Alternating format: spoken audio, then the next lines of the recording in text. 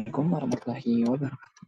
Halo semuanya, kembali lagi dalam kegiatan Content Knowledge Training dari himpunan mahasiswa akuntansi untuk membantu hal itu dalam persiapan ujian.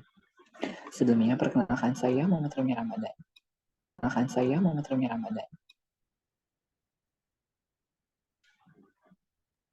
Saya Ivan Wiguna Agustinus. Yang akan menjadi fasilitator dalam kegiatan AKT kali ini. AKT kali ini akan berfokus pada pembahasan bank soal yang sudah dibagikan sebelumnya untuk mata kuliah akuntansi keuangan menengah 2. Kita langsung saja mulai pembahasannya. Soal yang pertama yaitu PT Indonesia pada tahun 2020 mengalami rugi sebelum pajak sebesar $100.000. Pada tahun 2021, entitas memperoleh laba sebelum pajak sebesar $20.000. Tahun 2022 sebesar $35 dan pada tahun 2023 sebesar $90. Entitas tidak memiliki perbedaan permanen dan temporer, sehingga laba rugi sebelum pajak menurut akuntansi sama dengan laba rugi kena pajak. Tarif pajak yang berlaku yaitu sebesar 22%. Oke, di sini itu yang diminta buat schedule perhitungan terkait pajak tersebut.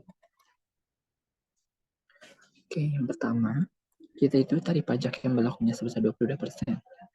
Karena pada tahun 2020, kita mengalami kerugian sebesar $100.000, sehingga beban pajak pada tahun 2020 itu sebesar $22.000, hasil dari $100.000 dikali dengan tarif pajak, yaitu sebesar 22%. Nah, dikarenakan ini rugi, sehingga si beban pajak itu menjadi beban pajak tangguhan, dikarenakan kita itu dapat manfaat dari si pajaknya ini. Karena kita mengalami rugi, jadi kita tidak dikenakan pajak sebesar 22.000. Lalu, dikarenakan di soal ini tidak diakui carryback itu 2 tahun sebelumnya, tapi tidak begitu dijelaskan di sini, biasanya menggunakan carry forward, yaitu sebesar 20 tahun. Dikarenakan di sini hanya sampai tahun 2003, sehingga hanya diakuinya sebesar 3 tahun saja. Oke, pada tahun 2021, PT Indonesia mendapatkan laba sebesar 20.000, jadi beban pajaknya itu sebesar 4.400, hasil dari 20.000 dikalikan dengan tarif pajak efektifnya yaitu sebesar 22%. Nah, si beban pajak ini akan dibebankan kepada beban pajak tangguhan, sehingga akan mengurangi si aset pajak tangguhan. Nah, pada tahun 2020, aset pajak tangguhannya itu sebesar 22.000.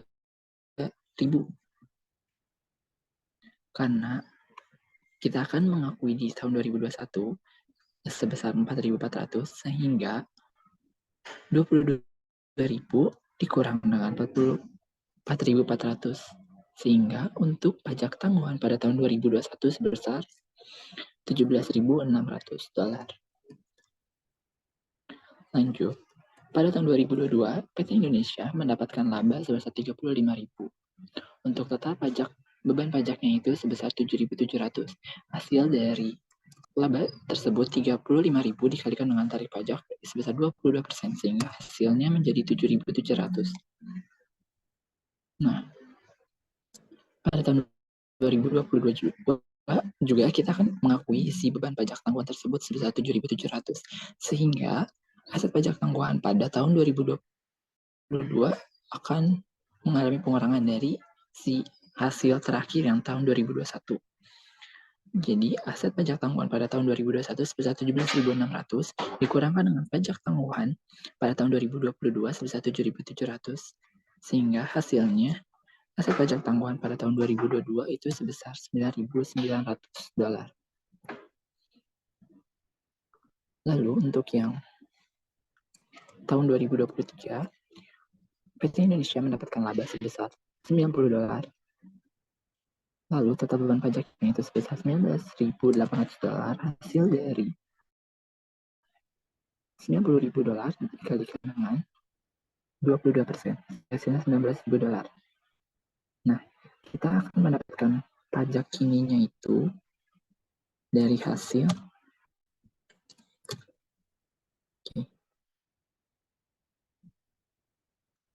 kan kita mendapatkan si aset pajak tangguhan itu sebesar $22 ya, $22.000. Nah, di tahun 2021 itu udah diakuin sebesar $4.400 dan di tahun 2022 diakuin sebesar $7.700, sehingga sisanya itu hanya sebesar $9.900. Hitungannya itu dari sini $22.000 dikurang $4.400 dan $7.700, sehingga hasil dari aset pajak tangguhannya itu yang di sini, yang tadi hasil dari si tahun 2022 sebesar $9.900. Nah, si beban pajak tangguhannya di sini. Nah, dikarenakan si total beban pajaknya itu untuk tahun 2023 sebesar $19.800, untuk pajak ininya itu hasil pengurangannya, sisanya. Jadi kan harusnya bayar pajaknya itu $19.800, tapi kita memanfaatkan si pajak tangguhannya sebesar $9.900, sehingga ketika dikurangkan akan menghasilkan juga $9.900.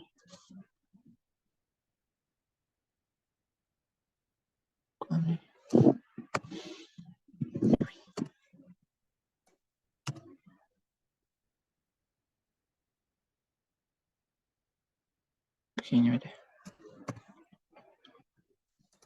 Nah, pajak ininya yang harus dibayarkan oleh PT Indonesia pada tahun 2023 itu sebesar $9.900. Lanjut, kita ke nomor yang B. Yang di B itu diminta buat jurnal atas pengakuan pajak kini dan tangguhan perusahaan dari tahun 2020 sampai dengan tahun 2023. Oke, pada tahun 2020, dikarenakan kita rugi, kita tidak membayar pajak, sehingga kita akan mendapatkan manfaatnya, yaitu aset pajak tangguhan pada pendapatan pajak tangguhan sebesar $22.000. Hasil dari yang ini, si $100.000 telah dikalikan dengan tarif pajak 22%. Lalu untuk tahun 2021, kita akan mengakui si aset pajak tangguhan tersebut, sehingga beban pajak tangguhan bertambah, si aset pajak tangguhannya berkurang. Sebesar untuk tahun 2021 ambil dari yang si beban pajak tangguhan yang 2021 dan 2002 itu sama. Untuk jurnalnya beban pajak tangguhan pada aset pajak tangguhan di tahun 2021 sebesar 4 juta di tahun 2021 sebesar 4.400 dan di tahun 2022 sebesar 7.700. Sebenarnya untuk di tahun 2023 juga sama, kita mengakui dulu si beban pajak tangguhannya yang sebesar 9.900. Beban pajak tangguhan pada aset pajak tangguhan. Nah, dikarenakan kita itu harusnya total beban pajak yang dibayarkan pada tahun 2023 itu sebesar 19.800. Tetapi yang memanfaatkan beban pajak tangguhan sebesar 9.900, sehingga masih ada nih beban pajak kini yang harus masih dibayar oleh PT Indonesia yang sebesar 9.900. Nah, akunnya itu beban pajak kini pada utang PPh badan sebesar 9.900. Sesuai dengan yang dihitungan yang hasil hitungan yang kita tadi. Untuk soal 2, Snow Leasing Company menandatangani perjanjian pada 1 Januari 2017 untuk menyewakan peralatan kepada Summer Company. Berikut informasi mengenai perjanjian sewa. Masa sewa yang tidak dapat dibatalkan yaitu 5 tahun tanpa ada opsi perpanjangan sewa. Peralatan diestimasi memiliki umur ekonomis 5 tahun. Nilai wajar dan harga perolehan aset Snow pada 1 Januari 2017, $90.000. Aset akan dikembalikan kepada lessor pada akhir masa sewa yang diharapkan pada saat itu nilai residu $7.000 dan tidak ada yang menjamin. Summer Company membayar langsung semua biaya eksekutori sebesar $2.500 yang sudah termasuk dalam pembayaran sewa tahunan dengan rincian $900 kepada Frontier Frontier Insurance Company untuk pembayaran asuransi, $1.600 untuk pembayaran pajak properti. Pembayaran uang sewa tahunan dalam jumlah yang sama, $20.541,11, termasuk biaya eksekutori, dan dibayarkan pada setiap awal tahun. Pembayaran sewa pertama pada 1 Januari 2017. Tingkat bunga pinjaman inkremental 12%, tingkat bunga implisit 10%, dan lisi mengetahui bunga implisit lesser. Summer Company menggunakan metode M penyusutan garis lurus untuk semua peralatannya. Summer dan Snow tidak membuat jurnal balik. Yang diminta itu yang pertama, buat tabel amortisasi sewa. Untuk yang lesi itu, yang pertama kita buat present value of minimum lessee payment-nya dulu. Pertama itu kita cari pembayaran sewa bersihnya itu dari pembayaran sewa tahunan termasuk biaya eksekutori sebesar 20.541,11 dikurangi biaya eksekutori sebesar 2.500 menjadi 18.041,11. Lalu untuk present value pembayaran sewanya itu 18.041,11 dikali 4,699 ini terdapat pada soal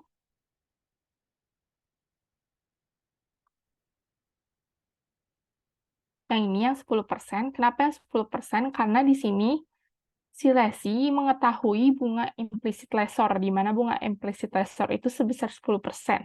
Jika si lesi tidak mengetahui bunga implisit lessor, maka akan digunakan tingkat bunga pinjaman inkremental untuk si lesinya. Terus, terus kalau misalnya di soal tidak diketahui 4,1699-nya, bisa dihitung manual dengan rumus 1 ditambah 1 dikurang 1 dibagi 1 ditambah R, pangkat N dibagi R. Atau kalau di sini itu 1 ditambah 1 dikurang 1 dibagi 1 ditambah 0,1 yang dari 10% bunganya, di pangkat 4 itu dari bulannya dibagi 0,1. Kenapa di sini ditambah 1 dan bulannya itu harusnya tahunnya itu harusnya 5 menjadi 4? Karena si pembayaran ini dimulai dari tanggal 1 Januari, di mana itu bertepatan dengan ditandatangani perjanjian sehingga tidak diperlukannya present value lagi, karena itu sudah sesuai dengan tanggal sekarang, tanggal nilai saat ini.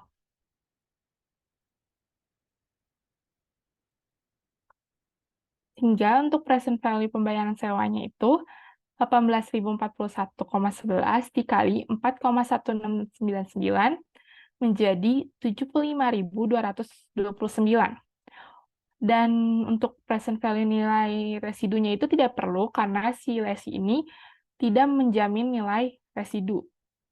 Kalau misalnya dalam soal lesi menjamin nilai residu, maka nilai residunya harus di present value-kan lalu ditambahkan dengan present value pembayaran sewa. Sehingga liabilitas sewa di sini itu sebesar 75.229. Untuk schedule pembayaran leasingnya itu, buat yang lesi itu, untuk tanggal 1 bulan 1 2017, saldo awalnya itu nilai bukunya itu sebesar 75.229, sesuai dengan nilai liabilitas sewanya. Lalu untuk pembayaran pertama itu sebesar 18.041,11 sesuai dengan pembayaran sewa tahunan, sehingga tersisa 57.187,89. Lalu pada tanggal 31 Desember 2017 pembayaran anuarian payment-nya itu 18.041,11. Untuk interest expense itu 5.718,79 dari 57.187,89 dikali 10%. Dan reduction on leasing-nya itu 12.322,32 dari 18.041,11 dikurang 5.718,79. Lalu untuk leasing liability-nya itu sebesar 44.865,57 dari 57.187,89 dikurangi 12.322,32. Begitupun seterusnya ke bawahnya, caranya sama. Terus untuk lessor, untuk perhitungan present value of minimum lease payment-nya itu, nilai wajar asetnya sebesar 90.000, itu ada di soal yang ini. Lalu present value nilai residunya itu 7.000, ada di soal.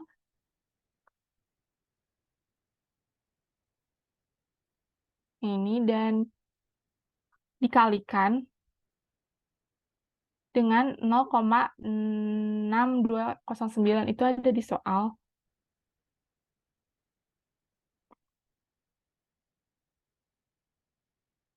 Yang bunganya 10%. Atau jika di soal tidak ada, kita dapat mencarinya dengan manual dengan rumus 1 dibagi 1 ditambah R pangkat N. Atau di sini itu 1 dibagi 1 ditambah 0,1, itu dari bunga 10%, dan pangkat N-nya itu 5 dari tahunnya, 5 tahun. Sehingga nilai residunya itu 7.000 dikali 0,62909 itu menjadi 4.346,45. Sehingga present value pembayaran sewanya itu 90.000 dikurang 4.346,45 menjadi 85.653,55. Lalu pembayaran sewa tahunannya itu 85.653,55 dikalikan dengan 4,1699. Ini juga ada di soal atau sama kayak yang ini. Maaf, bukan dikalikan tapi dibagi. Sama dengan kayak yang ini, caranya mencarinya juga kalau yang manual sama kayak tadi. Sehingga menghasilkan 20.541,08 itu dari yang 85,653 ini dibagi 4,1699. Sehingga untuk schedule pembayaran lisi dari si lesornya itu untuk tanggal 1 Januari 2017 saldo awalnya itu 90.000. Lalu untuk pembayaran pertamanya itu lease payment-nya itu 20.541,8, reduction on leasing-nya itu 20.541,8 dari si yang lease payment ini. Interest expense-nya itu 10%, yang 10%-nya itu 0 karena ini masih baru pembayaran pertama, jadi belum ada interest expense. Untuk lease liability-nya itu 90.000 dikurang 20.541,8 menjadi 69.458,92. Terus tanggal 1 Januari 2018-nya untuk lease payment-nya itu 20.541,8. Lalu untuk lease liability-nya itu untuk interest expense itu dari lease liability 69.458,92 dikali 10% menjadi 6.094,89. Sehingga reduction on leasing-nya itu sebesar 13.595,19 dari 20.541,8 dikurang 6.945,89. Sehingga lisi liability-nya itu tersisa menjadi 55.863,73 dari 69.458,92 dikurang 13.595,19. Begitupun sampai bawah sama, kecuali tanggal 1 bulan 1 2022 itu karena dia nilai residunya sisa 7.000. Sehingga di sininya sebesar nilai residu 7.000. Terus untuk soal yang kedua itu, buat semua jurnal pada pembukuan lisi dan lisor untuk tahun 2017 dan 2018 untuk mencatat perjanjian sewa, pembayaran sewa, dan semua beban-beban yang berkaitan dengan sewa. Periode akuntansi, tahunan lisi, dan lesor berakhir 31 Desember. Untuk yang lisinya itu, untuk tanggal 1 Januari 2017, jurnalnya itu lisi equipment pada cash dan lisi liability. Untuk lisi equipment-nya sebesar 75.229, untuk cash-nya itu sebesar 18.041,11, dan lisi liability-nya itu sebesar 57.187,89. Untuk lisi equipment-nya itu didapatkan dari nilai liabilitas sewa yang ini, dan untuk cash-nya itu didapat dari annual reduction on leasing-nya yang ini. Dan untuk lisi liability-nya itu diambil dari sini. Selanjutnya untuk insurance expense itu 900, property tax expense itu 1.600, pada cash sebesar 2.500. Untuk ini itu bisa dilihat dari soal dari biaya eksekutori 2.500. Dan yang 900 untuk asuransi, 1.600 untuk pembayaran pajak. Lalu tanggal 31 bulan Desember 2017 itu depreciation expense pada akumulasi depreciation lisi equipment itu sebesar 15.045,8,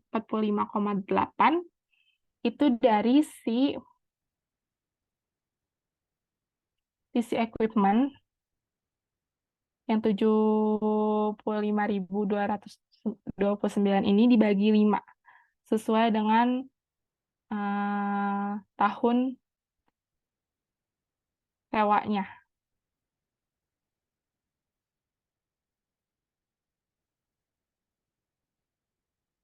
Terus untuk tanggal 31 Desember 2017, interest expense pada interest payable itu diambil dari yang ini.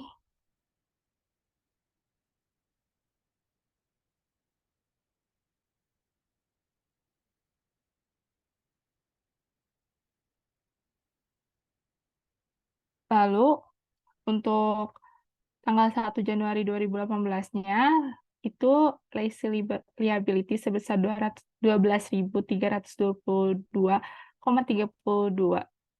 dan interest payable 5.718,79 pada cash 18.041,11. Untuk lisi liability-nya itu diambil dari yang reduction on leasing-nya yang ini, dan interest payable-nya itu diambil dari yang ini, sesuai sama yang jurnal di atasnya tadi, yang ini. Sehingga cash-nya itu 18.041,11 total keseluruhan dari kedua ini. Selanjutnya itu ada insurance expense dan property tax expense pada cash, insurance expense sebesar 900. Ini itu sama kayak yang tadi untuk menjurnal biaya eksekutorinya.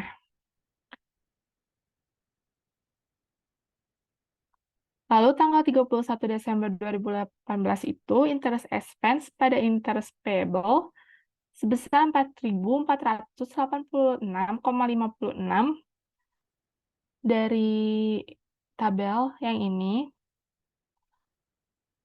Lalu ada depreciation expense pada akumulasi depreciation lesi equipment sebesar 15.045,80 itu dari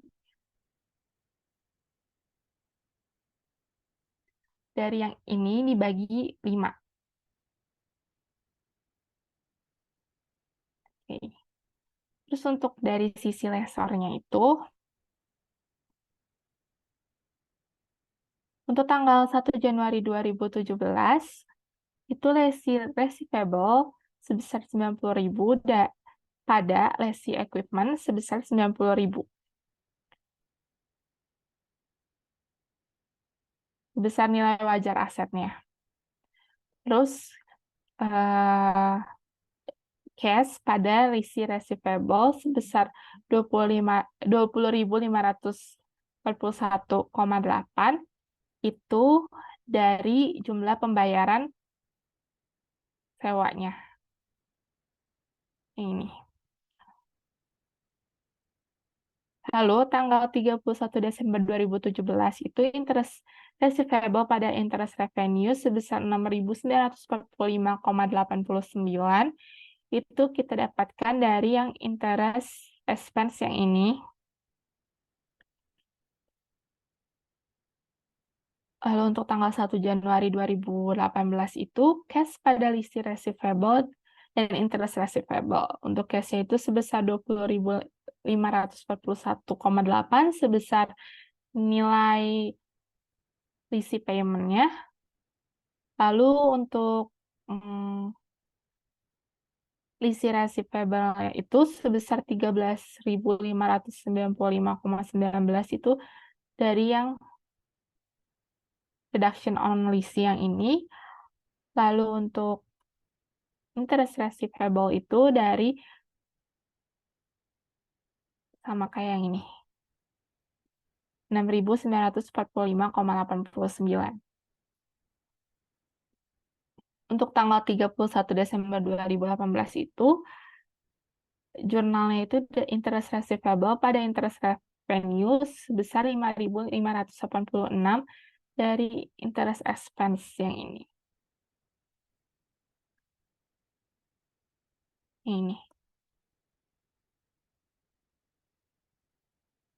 Untuk soal selanjutnya itu, buat jurnal pengembalian aset sewa pada akhir masa lesi dan diketahui nilai wajar aset saat dikembalikan sebesar 5.000 pada pembukuan lesi dan lesor. Jadi untuk sisi lesi itu 31 Desember 2022 itu akumulasi depreciation lesi equipment pada lesi equipment sebesar 75.229. Ini itu kalau misalnya di sininya kita menggunakan depreciation expense pada right of use asset atau leased equipment, maka kita tidak perlu mencatat kembali jurnal pengembalian aset karena si right use asetnya itu sudah 0.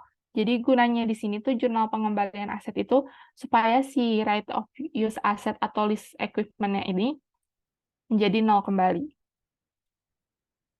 Karena sudah dikembalikan kepada si lessor.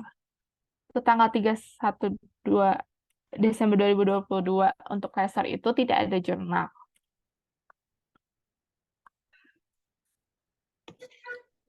Oke, kita masuk ke soal nomor 3. Di soal nomor 3, itu saya sebutkan soalnya. PT Glowing membuat beberapa kesalahan pada pencatatan keuangannya di tahun 2022, sehingga PT Glowing harus membuat jurnal koreksi. Berikut informasi untuk membuat jurnal koreksi, asumsinya si PT Glowing ini bukan PKP, sehingga tidak akan ada PPN yang diperhitungkan.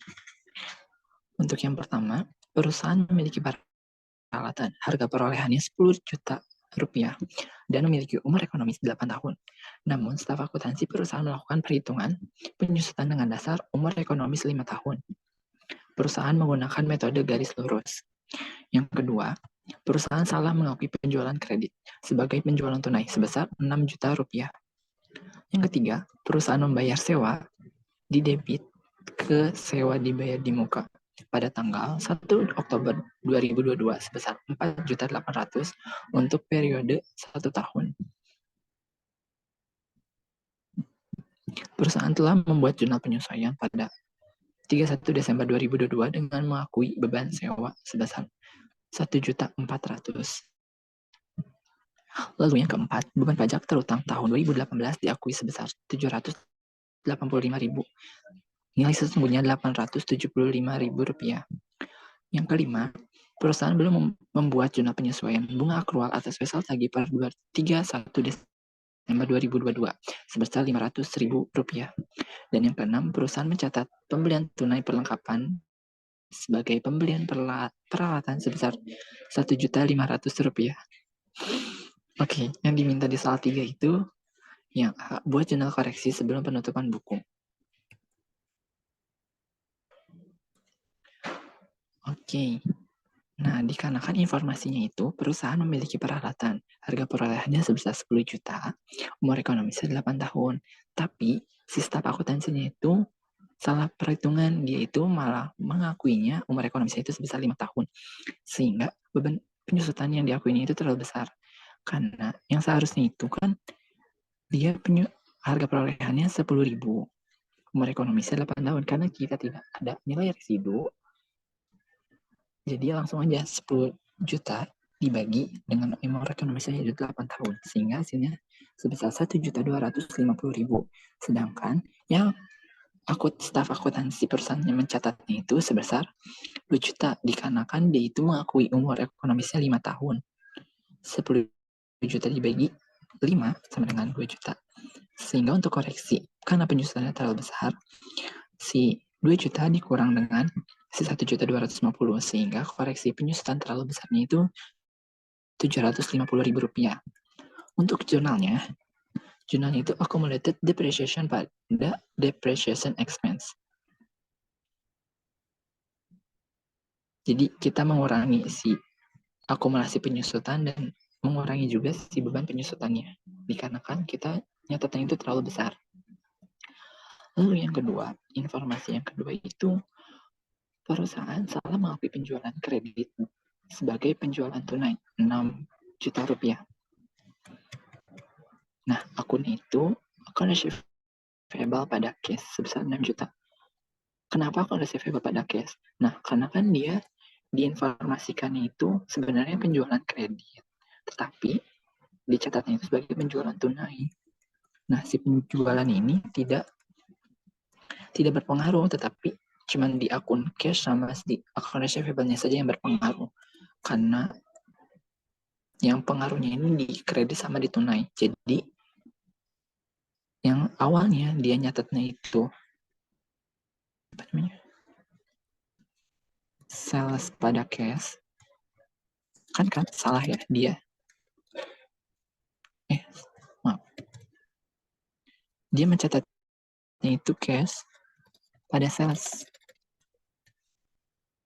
Seharusnya akan receivable pada cash, sehingga kita itu akan menutup akun cash. Akun cash ditutup sebesar 6 juta, lalu akan kita munculkan si akun receivable-nya sebesar 6 juta rupiah. Lalu yang ketiga, informasinya itu perusahaan membayar sewa di debit ke sewa dibayar di muka pada tanggal 1 Oktober 2022 sebesar 4.800.000 untuk periode sewa 1 tahun. Perusahaan telah membuat jurnal penyesuaian 31 Desember 2022 dengan mengakui beban sewa sebesar 1.400.000. Nah, dia itu salah catat, dikarenakan beban yang seharusnya itu kan dia bayar 4.800.000 buat 1 tahun ya. dan baru diakuinya itu 3 tahun, yaitu terhitung Oktober, November, Desember. Harusnya penghitungannya itu tadi si total pembayarannya dikali 3/12. 3 itu hasil dari yang bulan yang telah diakui, yaitu Oktober, November, dan Desember. 3 dibagi 12, yaitu total yang kita bayar untuk 1 tahun. Jadi harusnya itu yang beban yang seharusnya sebesar 1.200.000, sedangkan beban yang tercatatnya itu sebesar 1.400.000. Sehingga kita itu akan mengkoreksi beban terlalu besar itu sebesar 200. Maka akan muncul jurnalnya per rent pada rent expense sebesar $200.000. Dikarenakan dicatat bebannya terlalu besar, sehingga kita akan mengurangi si akun beban sewa tersebut. Lalu, informasi yang keempat itu, pajak terutang pada tahun 2018 diakui sebesar 785.000, tetapi nilai sesungguhnya itu Rp875. Sehingga akan muncul jurnal tax expense pada tax payable sebesar 90.000, yaitu hasil selisih dari yang harusnya dibayar sebesar Rp875.000 dikurang Rp785.000.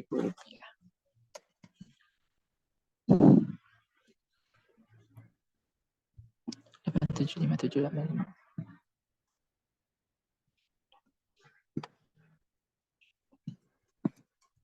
Oke, Rp90.000. Kayaknya sudah benar.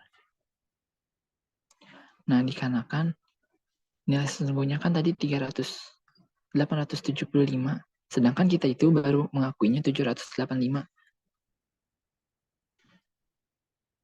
875 nih yang harus bayarnya itu, tapi kita diakuinya itu baru 785, sehingga yang masih harus kita akui itu sebesar Rp90.000. Jurnalnya tax expense pada tax payable. Kita mengakui dulu bebannya, tetapi kita belum bayar. Jadi, masih pakai tax payable. Lalu yang kelima itu, informasi kelima, perusahaan belum membuat jurnal penyesuaian bunga akrual atas wesel tagih per 31 Desember 2022 sebesar Rp500.000. Maka kita akan mengakuinya dengan jurnal interest receivable pada interest revenue sebesar Rp500.000.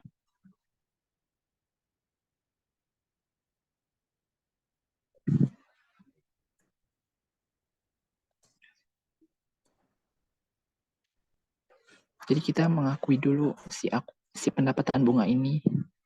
Tapi karena belum dibayar, jadi akan muncul juga si piutang bunga. Lalu yang ke-6, perusahaan mencatat pembelian tunai perlengkapan sebagai pembelian peralatan sebesar Rp1.500.000. Nah, kan dia pembeliannya itu harusnya perlengkapan, tapi dicatat oleh si staffnya itu sebagai peralatan, sehingga kita akan menutup si akun peralatannya di kredit. Dan akan memunculkan si akun perlengkapannya di debit, yaitu supplies. Makanya di jurnal di sini itu supplies pada equipment sebesar Rp1.500.000. Rp1.500.000. Oke, yang kedua, yang B-nya itu dia diminta buat jurnal koreksi setelah penutupan buku. Jadi, kalau sebelum penutupan buku dan penutupan buku itu agak beda, dikarenakan kalau penutupan buku akan berpengaruhnya di internet earning, yaitu di saldo laba. Oke, yang pertama itu dia kan salah yang ini ya, yang salah umur ekonomis. Kalau di sebelum penutupan, dia itu accumulated depreciation pada depreciation expense. Kalau yang sebelum penutupan buku, kalau sesudah, nah kayak tadi dia berpengaruhnya itu di internet earning, karena beban yang di sebelum penutupan ini tuh diakuinya terlalu besar, jadi kita akan menambah si saldo labanya.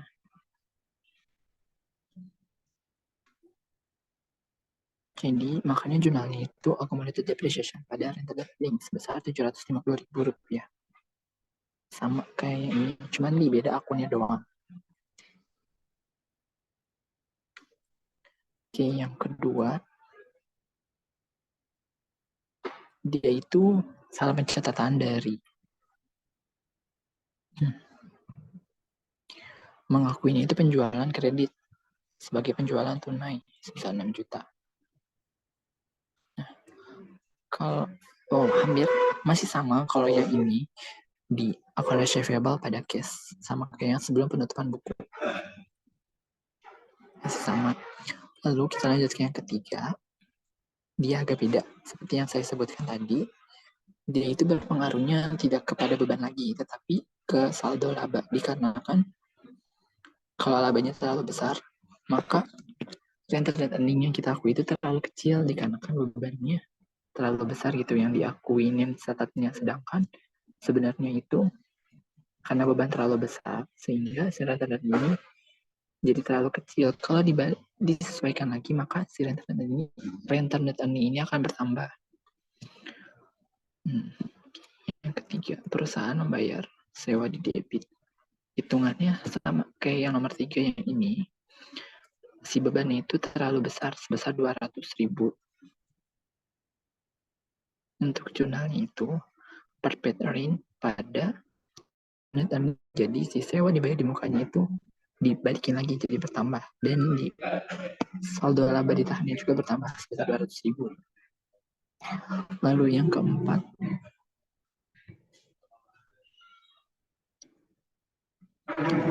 itu beban pajak tentangnya diakuinya terlalu kurang. Nah, kalau yang ini dia itu kurang diakui gitu. Jadi kayak bebannya belum diakuin. Karena yang diakuinya terlalu kecil dibandingkan yang nilai sesungguhnya yang tadi, yang sebesar Rp90.000.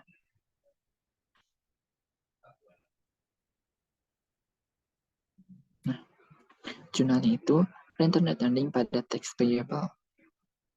Dikarenakan muncul utang dari pajak tersebut, tetapi kalau yang sebelum penutupan kan dia ininya pakai tax expense. Tapi karena di sini setelah penutupan, jadi kita akan mengakuinya sebagai rental net earning. Jadi akan mengurangi saldo laba dikarenakan beban itu diakuinya terlalu kecil. Lalu untuk yang kelima, jurnalnya itu interest receivable pada rental net earning sebesar Rp500.000.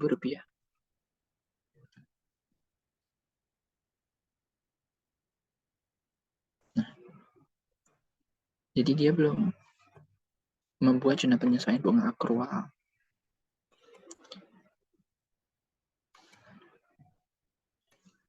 Nah, jadi si interest receivable bertambah, jadi si piutang bunga bertambah, tetapi dia itu akan menambah si saldo laba. Jadi bukan lagi, kalau di penutupan kan tadi menambah pendapatan bunga, tetapi kalau setelah penutupan, dia itu akan berpengaruhnya ke saldo laba. Sehingga untuk nomor 5, jurnal itu interest receivable pada rental net earning sebesar Rp500.000. Lalu yang keenam, berarti untuk yang keenam itu masih sama untuk yang sebelum penutupan dan setelah penutupan. Akunnya surplus pada equipment sebesar Rp1.500.000.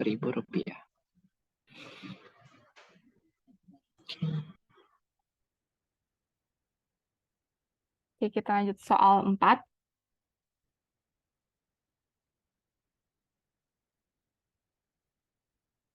Pada tanggal 2 Januari 2022, PT Raya membeli peralatan sebesar $480.000 yang memiliki umur ekonomis 8 tahun tanpa nilai residu.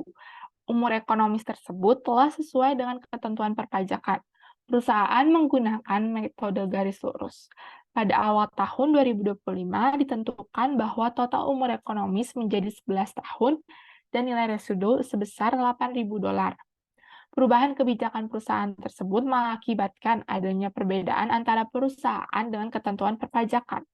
Berdasarkan ketentuan perpajakan, total umur ekonomis peralatannya mestinya tetap 8 tahun dan disusutkan tanpa nilai residu. Tarif pajak 22%. PT Raya menggunakan metode prospektif dalam perubahan kebijakan tersebut. Oke, di sini itu diminta buat tabel penyusutan peralatan dari tahun 2022 sampai dengan 2024. Untuk tarif penyusutannya itu 480.000 dibagi 8. 480.000 itu dari nilai perolehan si peralatannya ini. Dan 8 itu dari masa manfaat peralatannya. Sehingga menghasilkan 60.000 untuk tarif penyusutannya. Selanjutnya itu tabel penyusutannya untuk awal tahun 2022 itu nilai bukunya 480.000.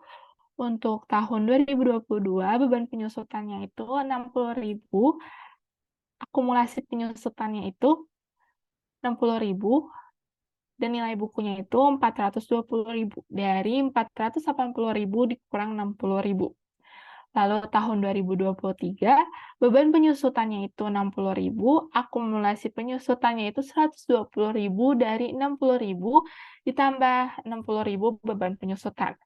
Lalu nilai bukunya itu sebesar 360.000 dari 420.000 dikurangi 60.000. Untuk tahun 2024 itu beban penyusutannya 60.000, akumulasi penyusutannya 180.000 dari 120.000 akumulasi penyusutan ditambah beban penyusutan 60.000. Lalu nilai bukunya itu 300.000 dari 360.000 dikurang 60.000. Selanjutnya, hitung penyusutan tahun 2025 dengan adanya perubahan kebijakan perusahaan. Nilai bukunya itu 300.000. Itu karena yang terakhir itu tahun 2024, nilai bukunya 300.000, jadi kita pakai yang paling akhir ini, yang sebelum tahun 2025. Lalu sisa manfaatnya itu 8 tahun. Yang tadinya itu umur ekonomi 8 tahun, cuman jadi umur ekonomisnya itu menjadi 11 tahun. Sehingga sisa umur ekonomisnya itu, sehingga sisa umur ekonomisnya itu 11 tahun setelah perubahan kebijakan itu dikurang 3 tahun dari tahun 2022 sampai 2025. Sorry, 2022 sampai 2024. Sehingga masih tersisa 8 tahun lagi. Nilai residunya sesuai yang di soal tadi 8.000.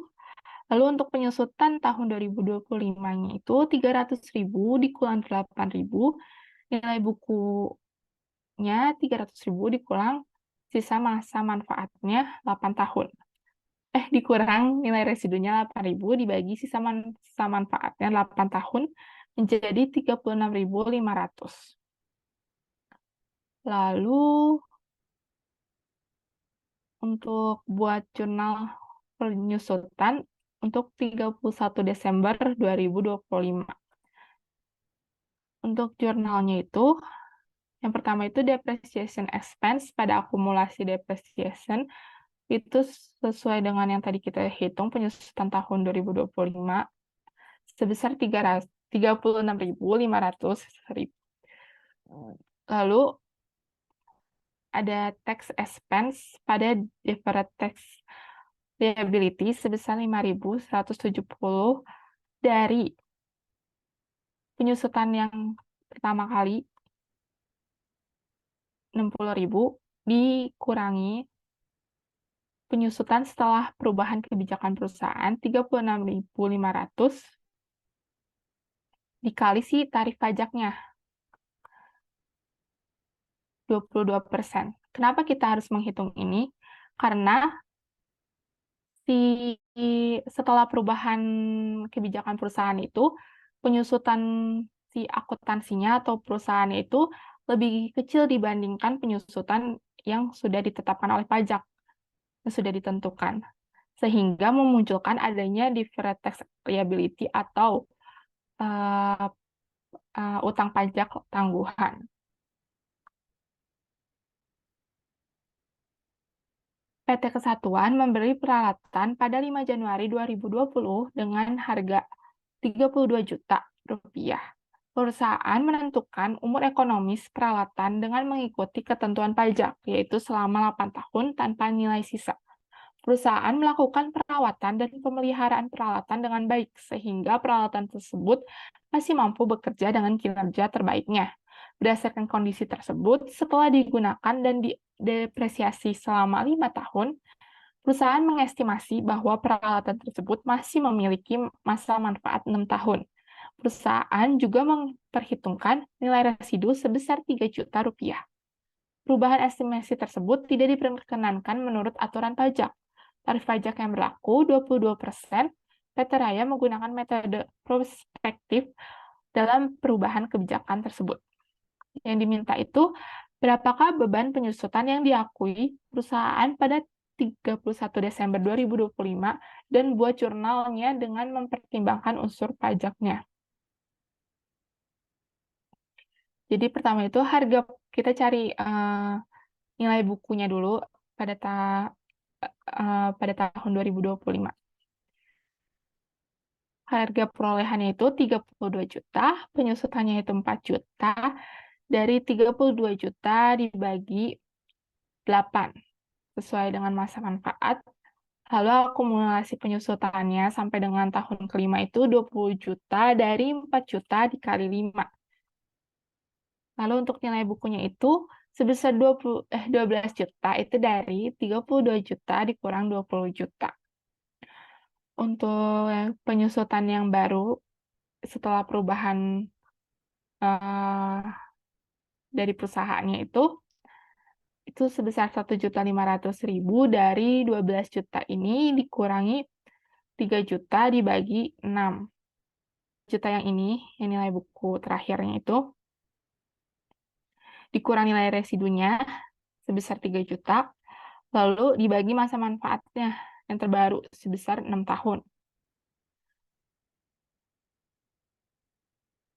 Sehingga menghasilkan 1.500.000 untuk penyusutan yang terbaru.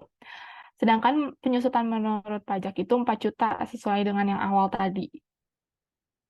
Sehingga selisih yang dimiliki antara penyusutan menurut akuntansi atau perusahaan dengan penyusutan yang ditentukan oleh pajak itu sebesar 2.500.000. Sehingga jurnal yang kita buat itu pada tanggal 31 Desember 2025, depreciation expense pada akumulasi depreciation itu sebesar 1.500.000 dari yang penyusutan akuntansi. Lalu deferred tax expense pada deferred tax payable 550.000 dari si yang selisih ini. Karena kan tadi ternyata yang si akuntansinya itu penyusutannya itu lebih kecil dari penyusutan si pajak, sehingga memunculkan utang pajak tangguhan. Sehingga si selisihnya ini 2.500.000 dikali tarif pajaknya 22%, menghasilkan 550.000. Soal nomor 6. Informasi berikut tersedia untuk program pensiun PT Berkah untuk tahun 2020. Nah, pendapatan bunga atas aset program sebesar 18.000, kembalian dibayarkan kepada pensiunan sebesar 40.000, iuran pendanaannya sebesar 95.000, tingkat bunga atau diskonto sebesar 10%, amortisasi biaya jasa lalu sebesar 8.000, kewajiban imbalan pasti sebesar 1 Januari 2020 sebesar 500.000 rupiah, dan biaya layanan sebesar 58.000. Oke, soal yang diminta itu hitung beban pensiun pada tahun 2020. Nah, si beban pensiun ini itu tuh kayak jumlah yang harus dibayarkan oleh pemberi kerja untuk program pensiunnya. Nah, maka kita akan menghitungnya nih. Kita akan menghitung si service cost, itu biaya layanannya dulu sebesar 58.000. Lalu si interest cost-nya itu hasil dari si kewajiban imbalan pastinya sebesar 500.000 rupiah dikalikan dengan tingkat bunganya sebesar 10%, sehingga hasilnya 50.000 rupiah. Lalu kita akan mengakui si pendapatan bunga atas aset program, yaitu expected return on plan asset sebesar Rp18.000. Lalu yang akan mengakui juga amortisasi biaya jasa lalu atau unrecognized past service cost amortization, sehingga total si beban pensiun itu dijumlahkan. Nah, dikarenakan si 18.000 itu pendapatan, sehingga si 18.000 si bebannya 58.000 ditambah 50.000 dikurang. Nah, si bebannya ditambah sedangkan pendapatannya dikurang. Sehingga akan menghasil jika ditotalkan semuanya jadi total beban pensiun sebesar Rp98.000. Lalu yang kedua itu, yang B-nya diminta buatlah jurnal untuk mencatat biaya pensiun dan iuran pemberi kerja untuk dari program pensiun tahun 2020. Jadi untuk yang jurnalnya itu kita hanya mengikuti dari yang sini saja. Nah, jurnalnya itu pensiun expense sebesar 98.000 diambil dari yang si total ini. Total beban pensiun tadi. Nah, lalu yang dikreditnya itu cash sebesar Rp95.000 diambil dari si ini iuran pendanaannya yang dibayarkan oleh si pensiunan. Lalu, nah, dikarenakan ada selisih, maka untuk membalesnya itu 98.000 dikurangkan 95.000 hasilnya Rp3.000. Nah, akunnya itu pensiun aset atau liability. Untuk mencatat peningkatan aset program pensiunan. Jadi untuk dia itu diakui sebagai mencatat pensiunan aset atau kewajiban kita sebagai untuk membayar si pensiunan aset. Sekian video pembelajaran dari kami. Apabila ada kesalahan dalam pengucapan kata ataupun kalimat, kami mohon maaf. Terima kasih. See you di video selanjutnya.